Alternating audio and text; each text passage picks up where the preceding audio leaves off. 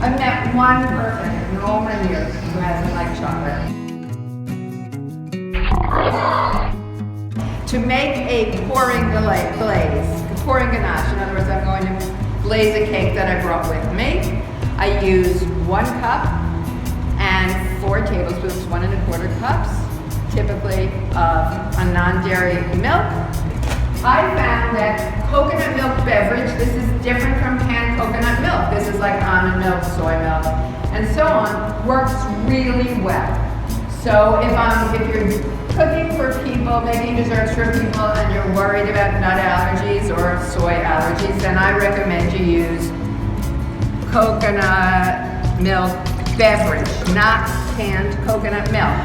A pinch of salt and all these little cups. I have glass ones at home. You want to do what's called a mise en place, get everything together before you get started. It's really annoying not to have what you think you have, and it can be downright, oops, the batter is mixed, I didn't have any baking powder. And a little bit of sugar. Also cane sugar, whole cane sugar, evaporated cane juice, dehydrated cane juice, one and the same thing. It has all of the molasses intact, so it's going to taste like molasses. So you use it appropriately. And this granulated sweetener is coconut palm sugar, which has a lovely, not quite molasses, but butterscotchy taste. It needs to be ground too. The sugar is optional, so if you're looking to lower sugar, high percentage chocolate is a good way to go. Really it is, because it has very little sugar in it. So I have in this bowl, here's the second part of the formula, is 8 ounces of finely chopped. You can see that it's very finely chopped, right? This is 72% chocolate. The higher the percentage of the chocolate, the less sugar is in the chocolate, the more chocolate taste you get. And so it's just a win-win. I'm going to heat the milk all the way to a boil. Some recipe writers tell you with non-dairy milk, don't bring it up to a boil, but I think you get a better result that way. And then I'm going to wait until it stops steaming. The intention is to get the milk hot enough so that the chocolate melts, but if it's too hot, you start stirring, and you'll see me do that, and it looks gorgeous, and then all of a sudden, it starts sliding around like this. What we're looking for is a really silken result. Steam and chocolate don't get along. They are not friends. So if I were to just trickle this in, the chocolate would seize. That is, it would get hard and crumbly and crunchy, and chances are you can't really fix it. So it's time and it's a lot of money. We're using fair trade chocolate. You pour this all at once. That's critical. So that you like the taste of the chocolate, that the chocolate is finely chopped, that you're using the percentage called for in the recipe, and that you get the milk or I say milk, I get tired of saying plant milk because I know it's plant milk. You get the liquid hot enough to melt the chocolate, and you pour it all at once. All right, just all at once. Put it aside and put your timer on for 4 minutes. I don't always have patience. Doing this kind of work has been great for me because it has, I have to be really focused. So I'm not much of a sitter, and I do believe in meditation. And for me, this is my meditation. Whisk. Now, when I was at New York Restaurant School, it was called, which wasn't a vegan school. It was about 40 years ago. I was told to whisk from the center out. I don't know if that's true or not. And not whisk too vigorously. Some recipes are going to tell you to whisk vigorously. And I imagine that's so we don't get a lot of bubbles.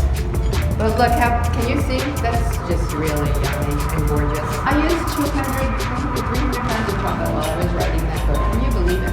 I have a white floor, if you can imagine. So, the things you do for your passion. But I just felt like vegans need a really beautiful dessert book and the real truth. I tell the real truth.